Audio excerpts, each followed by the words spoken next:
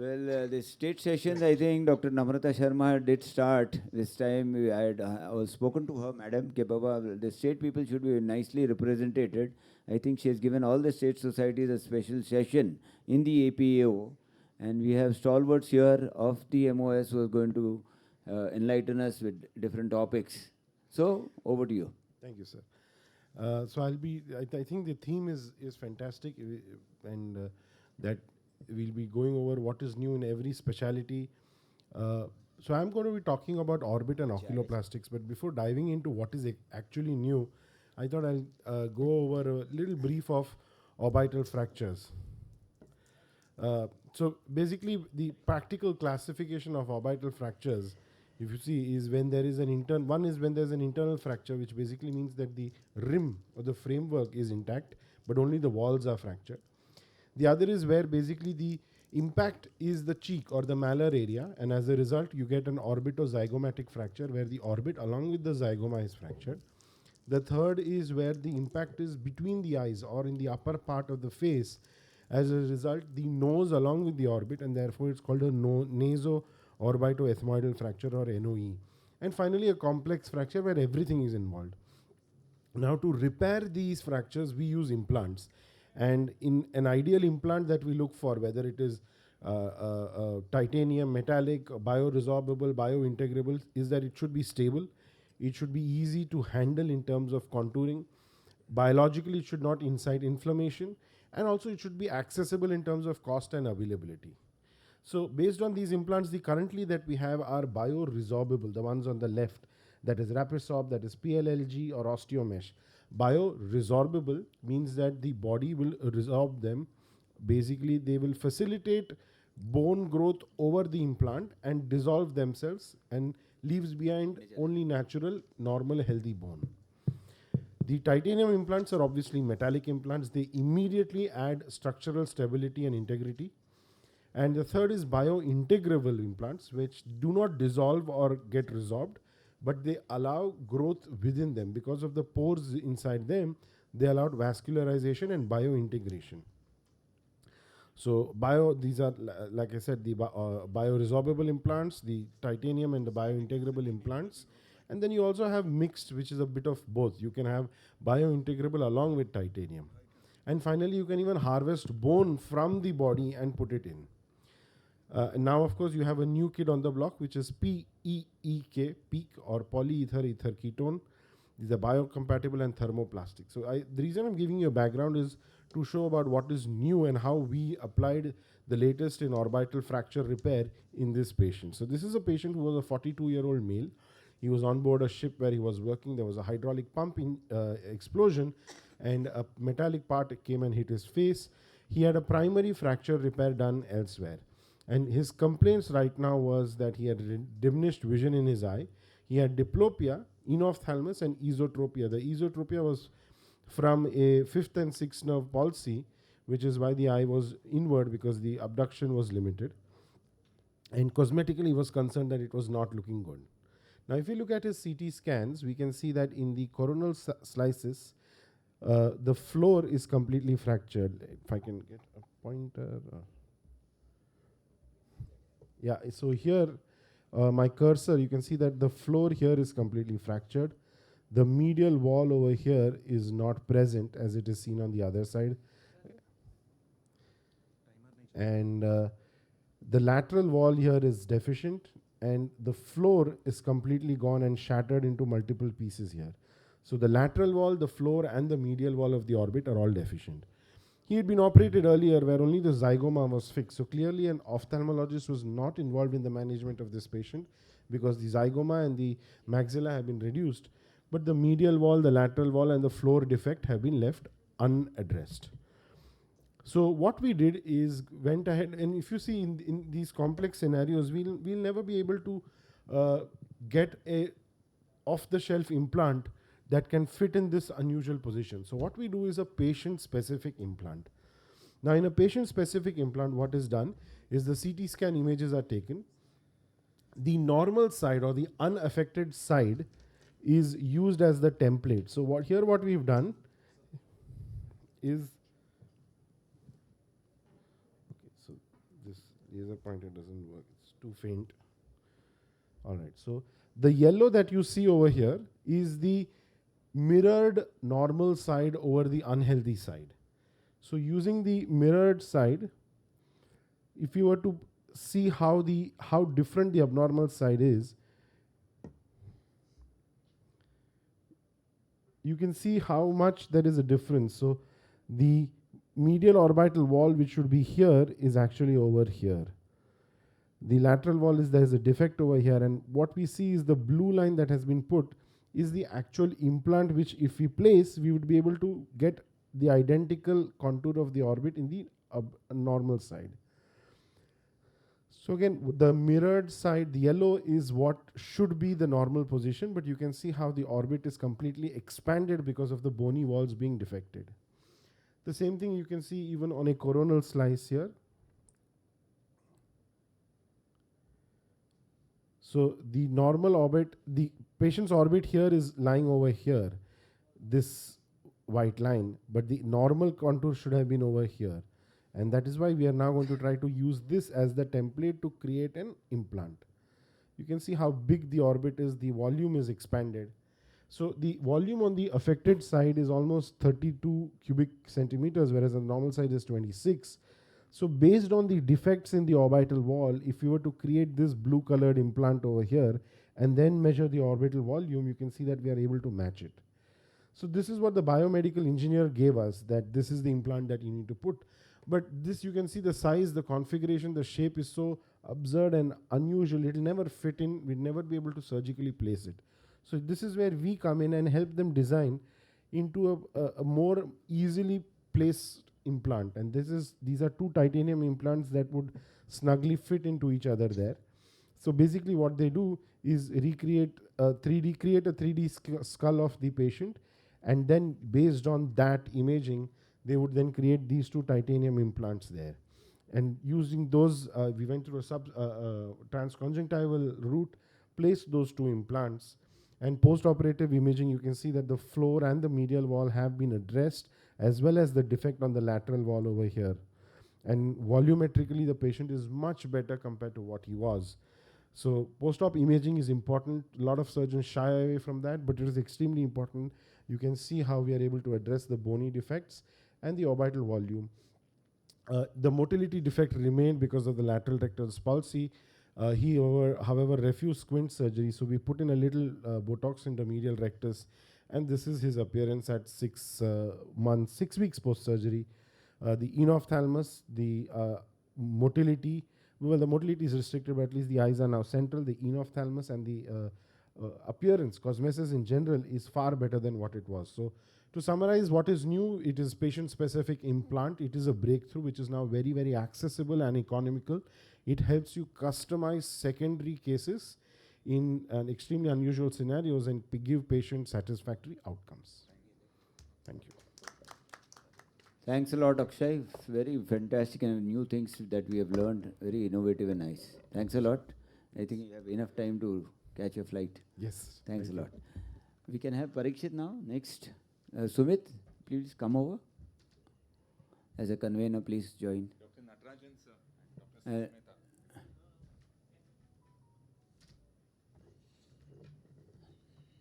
Dr. Natarajan, can come up. Respected chairpersons and learned audience, I'll be speaking on what's new in pediatric ophthalmologist. My colleague Dr. Prachi Agashe has helped me with this PPT. Well, we all know a child's eye is not a miniature adult's eye. It is different in many, many ways. And so the management of the child is now a subspecialty in itself. So this is the newer advances that we will be looking at. In many ways, refraction still remains the same. Cycloplegic refraction still remains the cornerstone. And in younger patients, retinoscopy is the only way, even though we have handheld autorefs. And dynamic retinoscopy definitely is underrated, and which we should do more and more often. So when peripheral retinoscopes gives you an idea of a globe shape and value, and we can learn so much more from that. So newer additions is peripheral retinoscopy is becoming more and more important. The handheld devices are there, so they are useful when we are doing a large school screening. But then they are just sensitive, they are not that specific, and we need again to do more. In myopia, we know there is a huge change with the atom studies and the lamp studies that have happened. And it is the peripheral defocus that is nowadays becoming more and more important. So we now have myopia control glasses of various kinds, the DIMS lenses, the HALT lenses. There is orthokeratology, there are contact lenses which can be worn at night, and then during the daytime, a patient will be free of contact lenses. They also are thought to work by achieving relative peripheral myopia. And amblyopia is something, in spite of all the PEDIC studies that have happened, that we still have to look for, because earlier we were diagnosing amblyopic eyes later, perhaps in the second decade or by the time the child was 8 to 10 years old and they were in school. Nowadays, we are doing it in preschool children as younger and younger children are getting tested. So we have the traditional occlusion, refraction, atropine, and carbidopa, levodopa. But nowadays there is dichoptics, binocs therapy, perceptual learning, amblyopia glasses. There are so many new things that have come that can be done. In this, the tablets that are there, and we have our own Dr. Pradeep Deshpande from Maharashtra who has been trying to do it, and he's trying to get it the patent registered, which is based on the similar principle. But dichoptic training is something that is followed more commonly, and my senior friend over here, Dr. Prasad Varimbe, has a data of more than 300 patients on this dichoptic treatment, which are actually anti-suppression exercises that will translate to increasing visual acuity and stereopsis. So here the contrast for the good eye is reduced, thus aiming at a balance with the amblyopic eye. And the binocular vision is trained by video game tasks that can only be solved binocularly. So we have patients whose perhaps visual acuity may not improve more than 1 or 2 lines with binocs therapy, but their stereopsis definitely improves. And patients say, if they are older patients, even the parents say of younger patients, that the child is able to do a lot of tasks much better than what they were doing earlier. So it is definitely better than patching. And then I'll just go on. I don't have much time. So we have the Curacy software. This is the Binox software that you see.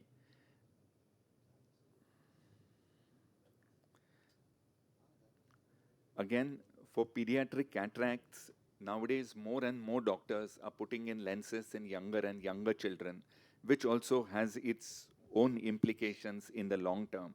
And now we have to look just beyond the eye. There are genetic and systemic associations that are there. But even then, if we put a lens very, very early, then we have a myopic shift that happens. It's just how big that shift is. And whatever else we do, still multifocals are a big no-no.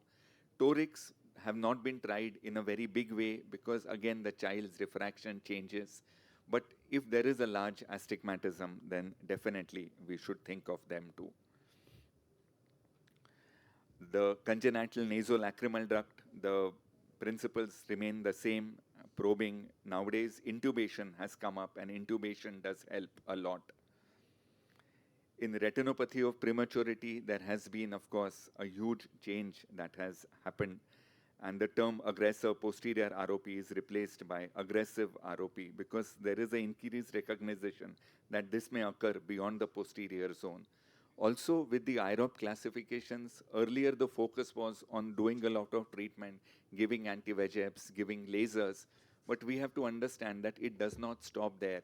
As a child grows older, the chances of myopia, chances of strabismus, chances of low vision are much, much higher in these children, and they also have to be dealt with, not just the retina itself.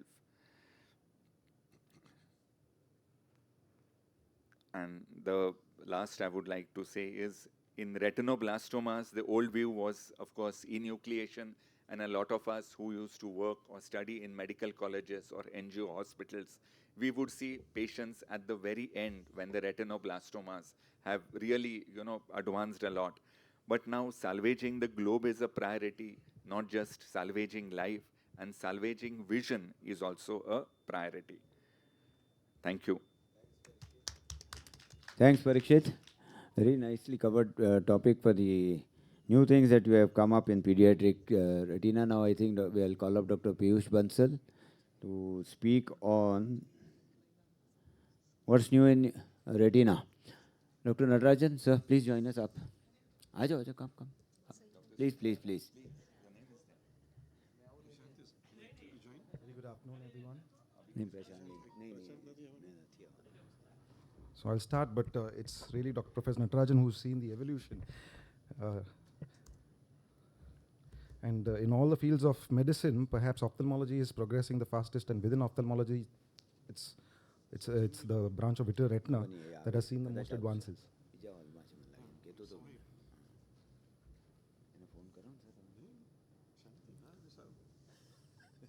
So I'll be rushing through. Please stop me anytime because there's a lot to cover over here. I'll be just touching base with as many topics as that I can. They will stop you. They are a method. Stop yourself. You are the main of this session. So I'll try to go as fast as I As can. Chairman Scientific Committee of MOS, he has charted out this program very nicely done up and good. And he's unstoppable.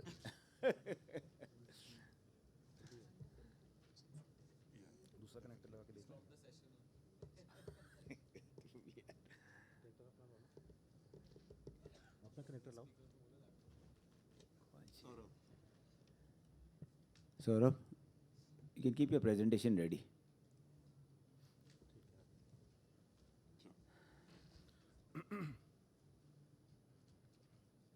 તમારું sir એના પછી તમારું છે ને આમ તમે શું કરો વર્ષે હિન્દી કો આની લેવું છે ધારવાડ કર પછી ધારવાડ કર છે ને Thoda sa you should keep it ready already. તમે કેવો એટલે બરાબર આવશે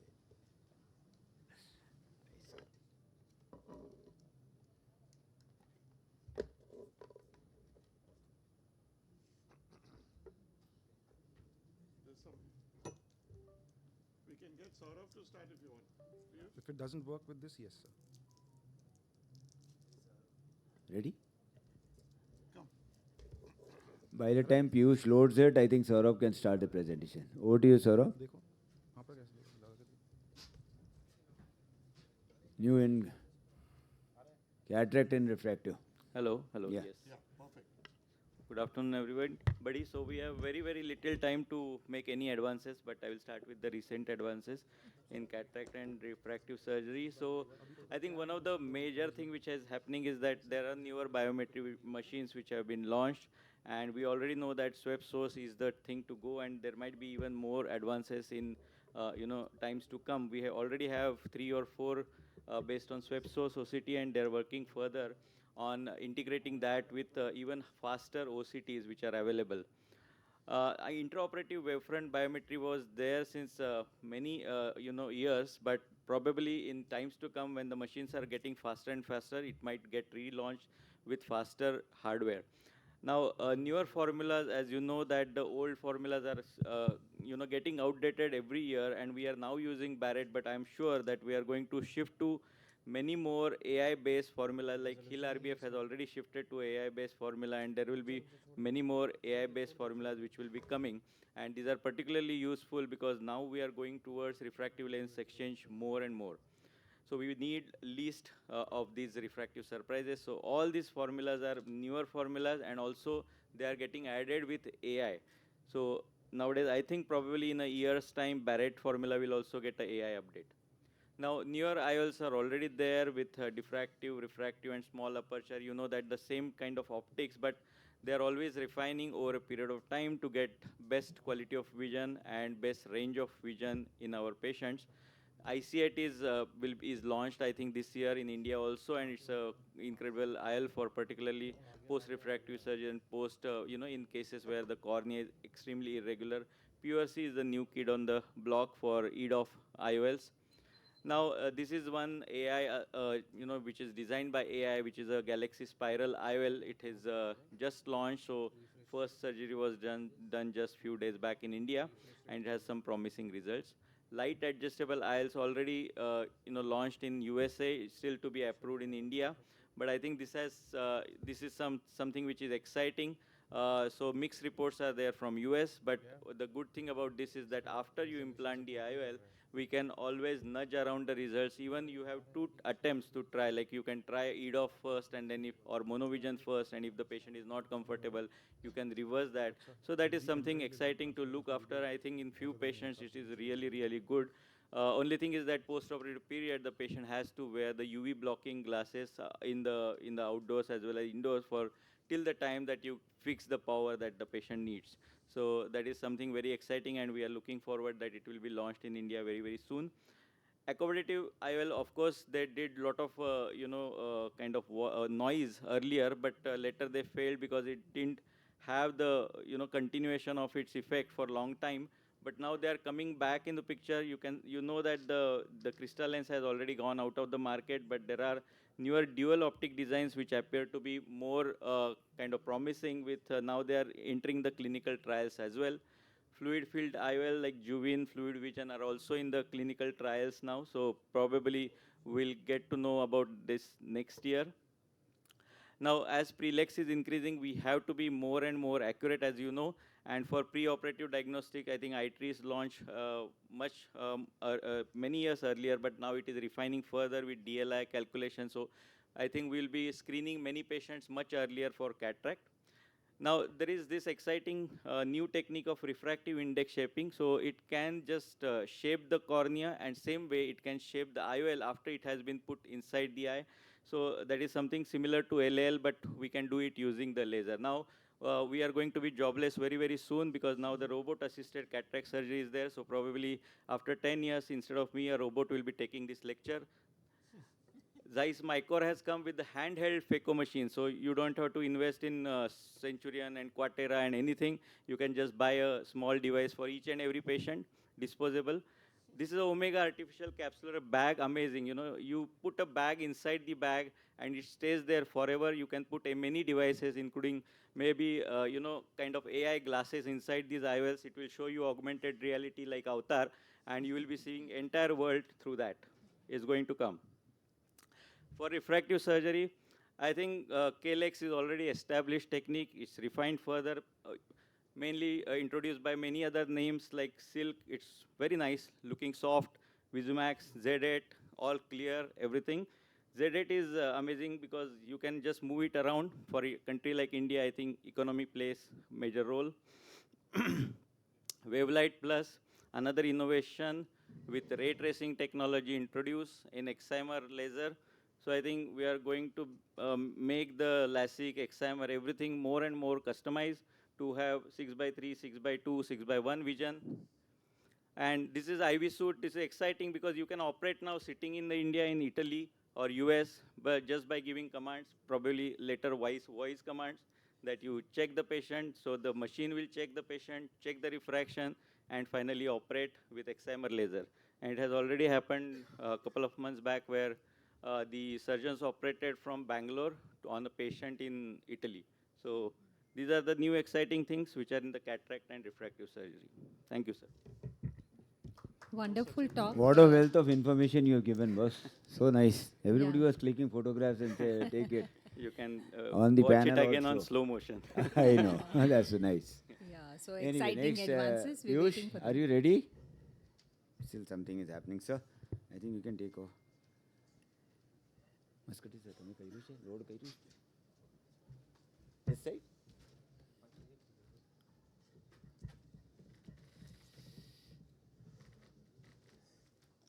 We're going to finish before time. We What can a lovely presentation, sir. Hopefully the robots won't replace the retina people. But we do have, within retina also you have Precise, which was a system where you could use the robotic arms to peel the internal limiting membrane. It's fairly limited as of now, but that was the most advanced version. But nobody from any other state comes. This we can have in MOS only. Yeah. So Okay, he's gone. He's ready. Go ahead. Yes, Piyush. ठीक नहीं तो नहीं दिखाऊंगा, it's okay. So good afternoon everyone once again. Thankfully this time it's connected. So vitreoretinal, I'm going to go very fast. So vitreoretinal surgery has evolved significantly, and Professor Natarajan and most retina surgeons probably know this, how the dangerous procedures that were being done earlier, unpredictable outcomes, very unsafe. Like you see over here, scalp punctures being made. This was in the pre-Gonin era, and post-Gonin era, there was a lot of understanding of retinal procedures that came into position, and then modern vitrectomy completely changed things for the future. Now, I'm going to stick to a few of the advancements in every slide. Ultrafine field imaging is something that is changing how we look at retinal vascular diseases, and it gives you a 200 degrees of picture of the retina. You have ultrawide field fluorescein angiography as well as ICG. Now, these are extremely good because you don't miss any peripheral vascularizations and any abnormalities in the periphery, as you can see in these pictures. Octa is, we are gaining more and more information about with Octa with each day. So essentially, it's a non-invasive procedure. There's no dye injection over here, and automatically segments and gives you information about different levels, whether it's a superficial capillary plexus or the intermediate or the deep layer. And now we have SS Octa, which also gives you a wider acquisition area of 12 by 12 millimeters as compared to the 6 by 6 that was there earlier. Now, one area that is advancing very rapidly is AI. Now, in ophthalmology itself, automated screening is essentially started with the retinal images, and it's been in use for a very long time. Now, it's CNN, these convoluted neural networks. They were trained to screen for diabetic retinopathy, and when compared to manual screeners with the ophthalmologists, they are quite comparable, with a very high sensitivity and sensitivity. So again, there's a lot of new information with artificial intelligence, machine learning, and deep learning. As you can see over here, now this picture essentially shows how AI works in certain situations. It extracts imaging biomarkers, and this allows for prediction of visual outcomes. What you see in this image is a comparison between an automated segmentation done by AI and comparing that to different manual graders. And what it was seen was that there isn't any difference between the manual graders and the AI segmentation. This is extremely useful for picking up diabetic retinopathy, as Professor Nati has been doing for a long time now. Now, anti-VEGF injections, we know, is the mainstay of most of the retinal diseases that we have today. We have so many drugs, pralicizumab, faricimab, aflibercept, HD now. But what is also new is these port delivery systems that are making their way, which are going to last for a longer time. These new drugs called Cypor and Izervay, which have FDA approval for geographic atrophy. Obviously, they don't improve vision like anti-VEGFs, but they reduce the development of geographic atrophy or the progression. We have Zyper, which is a triamcinolone acetonide injection, which goes into the suprachoroidal space. With regards to surgical advancements, we also do a lot of scleral buckling with chandelier illumination. So essentially, this allows for better teaching and improved visualization of the retina while operating these retinal detachments. Posterior vitrectomy systems have evolved drastically in the last couple of decades, and we have Indian machines now which are almost as comparable to these multinational companies. We have very good platforms. Apart from this, we also had work going on with our own Professor Amar Agarwal, who was working on this hypersonic vitrector. Obviously, it wasn't commercialized, but which went up to cut rates of 1 million as compared to the 10,000 cut rates that we have in vitreoretina. The trocar system, the sclerotomy, that has undergone significant advancements, right from 20 gauge to 23 to 25 and now even 27 gauge, which are good. I mean, I remember you were one of the first people who started doing 27 gauge vitrectomy, but those cutters were very pliable. They were not very good. So, but the cutters that we have now, they're extremely good for even managing RDs with PVR. So these cutters have undergone significant amount of evolution as well. This is, for example, an Alcon cutter, no financial interest. So again, the cut rate is up to around 10,000 cuts per minute. They provide a bevel tip, so you can go much closer to the retina and operate. Chromovitrectomy, we've been using various dyes to enhance our visualization of the vitreous, but there are studies with regards to lutein and zeaxanthin crystals, which gives you a much better view as well as protecting the photoreceptors. Vitreous substitutes have undergone tremendous evolution, and there are new biocompatible materials that are also being researched. intraoperative visualized systems, right from contact lenses to non-contact lenses to now some of us who are operating on heads-up surgery. So essentially, it's a three-dimensional surgery which you're looking at the screen and operating, as you can see over here. So essentially, it's you don't need a binocular eyepiece over here. You have your glasses, and you can. It can be not only very good for the surgeon's neck, but it's also a very good teaching tool. Intraoperative OCT helps significantly if you have it in your institute. Of course, you can, while operating itself, you can visualize the vitreoretina interface and make sure that your membranes have been peeled. There's no traction that's remaining. In cases of these, which Professor Muscati handles, so these cases, many a times you don't know whether to take them up for surgery or not. You see these bad corneas, bad visualizations. So again, a good way to check whether you should operate on these cases is by doing a diagnostic or a therapeutic endoscopic vitrectomy. As you can see over here, acknowledgement to Dr. Rajiv Reddy for this video. So again, if there is a good visual prognosis, then of course you can do a vitrectomy and then take these patients up for corneal transplants later. I'm almost done. I'll skip a few with the video. So bionic eyes have been around for some time. Right, sir. Okay. Timer is 6 minutes. Okay, sir. Thank you. So let me take a break then. So bionic eyes have been around, but the most famous one out of them was marketed by Second Sight Medical Products. Our own Dr. Rajat Agarwal was the one who had made it commercial. The Argus 2 implant. So essentially, this is the only epithelial implant which was approved by the FDA. There were others, the Iris 2, the Alpha 2 AMS. However, they didn't see the light of the day in Europe. There is a teleoperated system that I was talking about earlier, which is called as Precise. Again, this was by Zeiss. This was the one that enabled surgeons. You can see the one on the bottom right over here. So this enabled one to peel membranes and do some basic procedures. So it's going to be a long way that any robot can replace any retina surgeon. Again, we do a lot of bimanual vitrectomy. Especially in patients with tough membranes. So again, we have chandelier illumination, which essentially helps us to use both our hands. And as you can see over here, it makes cutting of the membranes very easy, and then move on to settling the retina. I'm going to skip some of these videos.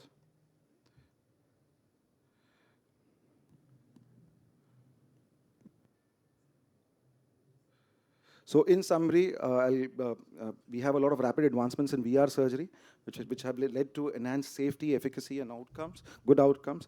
So we need to have continued innovation and improvement, and a basic understanding of how we can improve things. Thank you very much.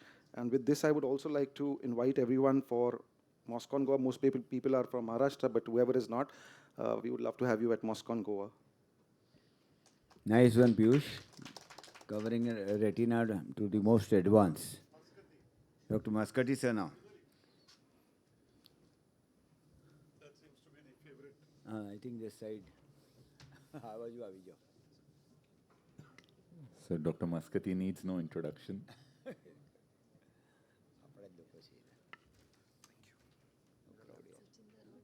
Signing off, everybody. Huh? Sachin, phone करूँ?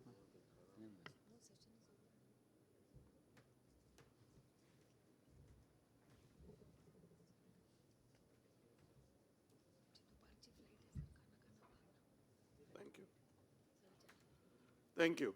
So when I was given this talk with 8 minutes on latest in cornea 2025, my dilemma was how latest is latest?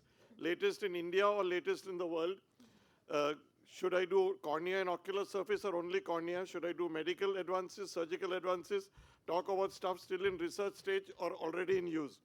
So this was just to explain to you my dilemma. Then I finally chose 7 items for the balance 7 minutes because I'd wasted 1 minute in this dilemma. So let's go with 7 items which I've selected. Item number 1, allergic conjunctivitis. So many new drugs have come out besides patenolol.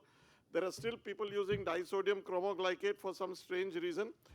Just like there are some people using IDU for viral keratitis. But we have now bipotestin, we have alcaftidine, we have new data on frequent eye rubbing causing keratoconus. So one thing, if you can stop eye rubbers, allergic conjunctivitis, you'll have done a service to them for future.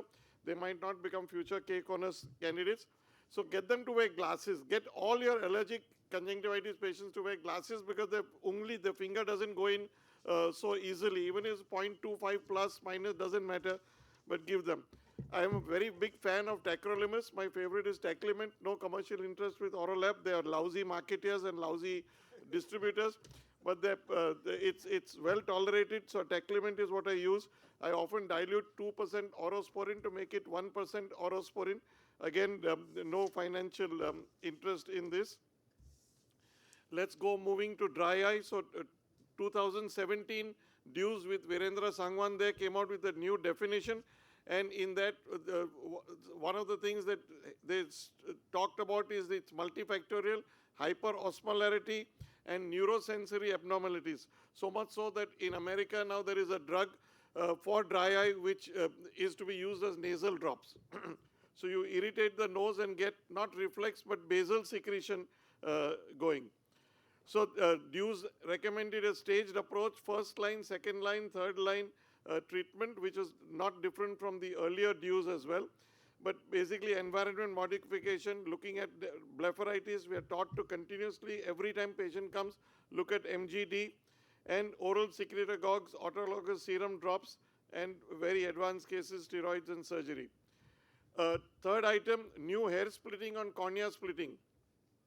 So we have PDEC invented by Amar Agarwal, Susan Jacob and group, where Dr. Dua first made it easy by telling us that there is a pre-decimase layer called a thicker layer, the stronger layer of stroma, which is now the Dua's layer.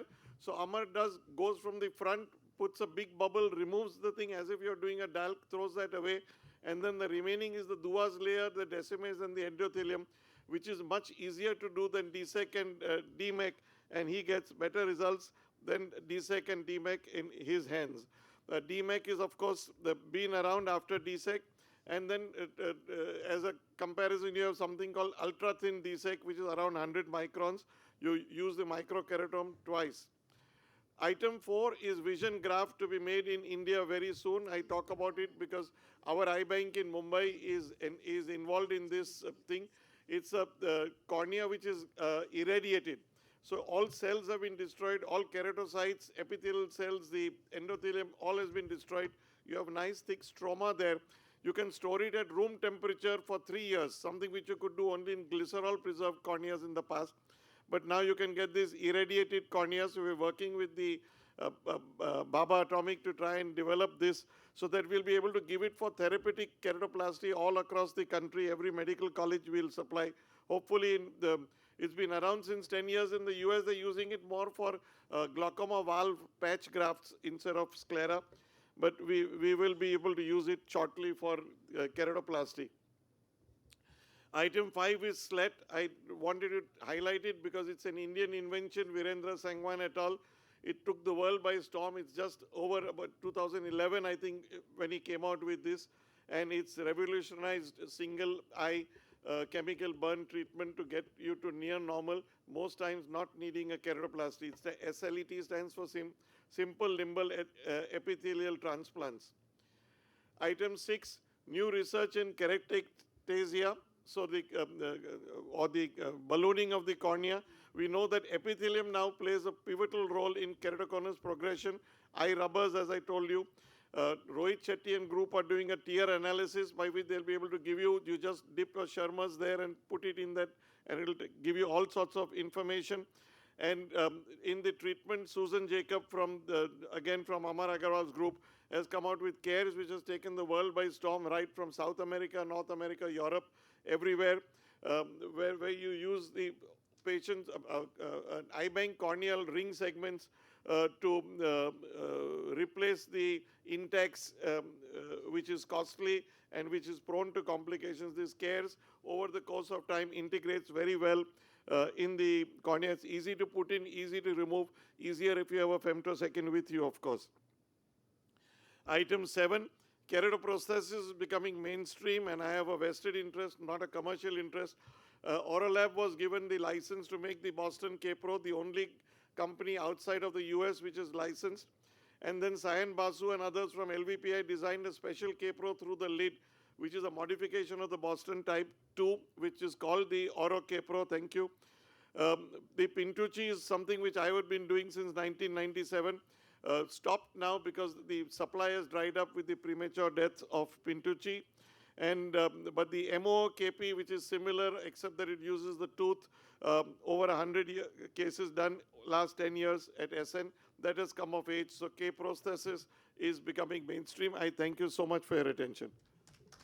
Thank you, sir. I think the last speaker, Dr. Sachin, is not there, so we wind up the session. We had a very interesting session of the updates. We have, the experts will give their comments. Yeah, the experts, I think, can give us the comments on each of these cases. Yeah, over to you, Sumit, Dr. Susmita, Dr. Shubha. I think Nikhil has gone, and Nikhil and Nati has gone.